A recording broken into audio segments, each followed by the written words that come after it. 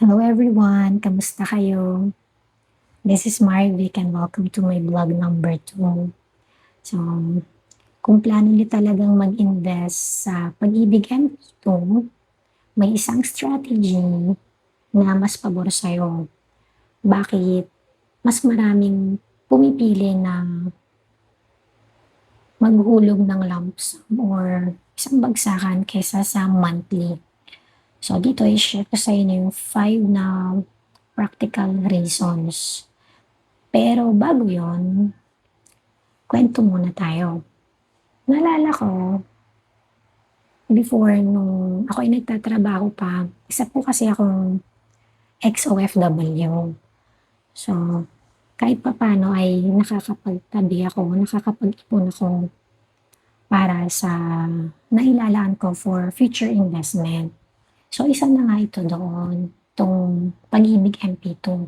Pero hindi ko siya gawa ng wala akong access online. Na-access ko siya before pero nagkaroon ng problem. So, hindi ko na maalala exactly ano yung naging problem. And then, itong katrabaho ko, naka-duty kami, nabanggit niya, napag-usapan kasi namin mga investment, ganyan. So, nabanggit niya yung investment niya ng Pag-ibig MP2. E di naalala ko, ay sakto.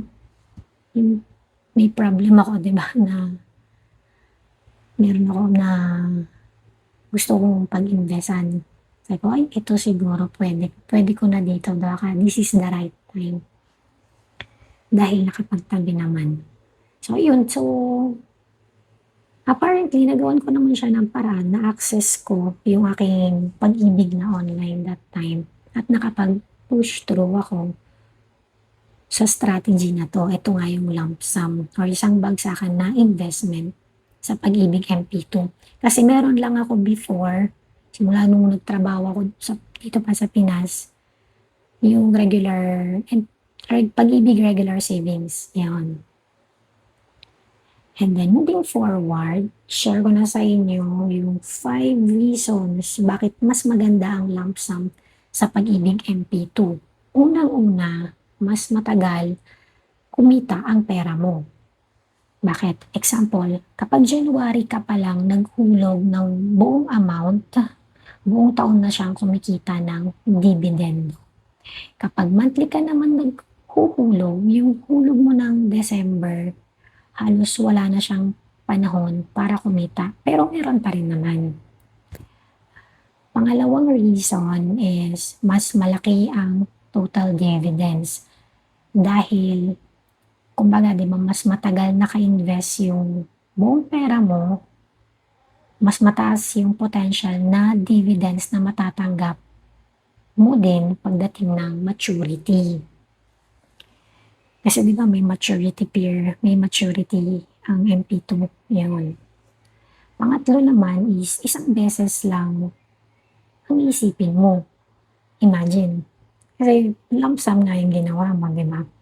Wala ka nang aalalahanin na due date, buwan-buwan, or quarterly. Walang chance na makalimutan mo o madelay yung hulog. Kasi nga, lump sum yung ginawa mo. And, pang-apat naman is, mas disiplinado ang ipon. Diba, kapag naitabi mo na agad yung buong investment, hindi mo na siya basta-basta magagastos. Lalo na sa mga impulsive na pagbili or biglaang gastos. Guilty tayo dyan. Yung panglima naman is mas simple yung record keeping. Kasi imagine, isang transaction lang ang i-check mo kaysa sa monthly deposits na gagawin mo kung monthly na hulugan.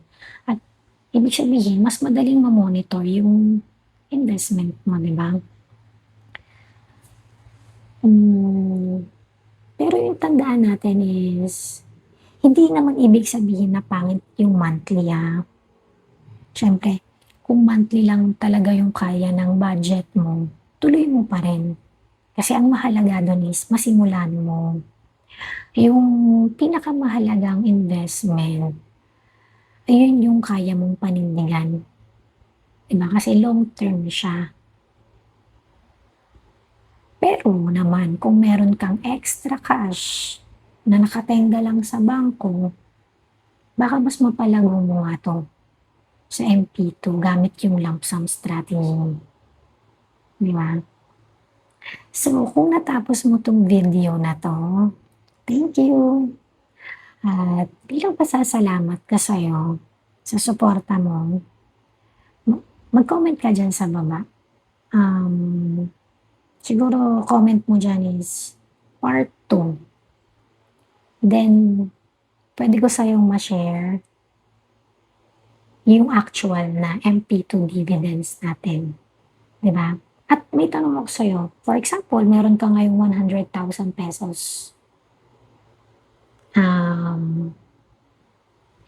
Ihuhulog mo ba ito agad sa MP2 as lump sum or hahati-hatiin mo ito monthly? Sige, comment mo na din dyan. Diba? Salamat sa pagsubaybay at sa pagtapos ng video na to. I hope that you find value in my vlog. So, salamat sa iyong suporta and see you on my next vlog. Thank you!